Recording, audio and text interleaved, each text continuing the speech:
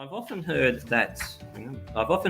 the claim by flat earthers and others that geodetic surveyors measure flat and add curve.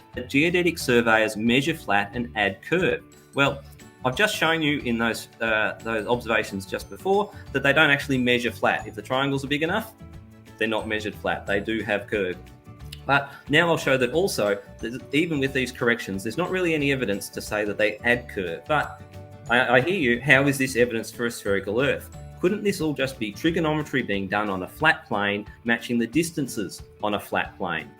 The reason being that the methods used to solve the triangles to get themselves across the country use spherical trigonometry, not planar trigonometry, which has in it an assumption of the radius of the Earth into the process. The triangles are big enough, they're not measured flat, they do have curve.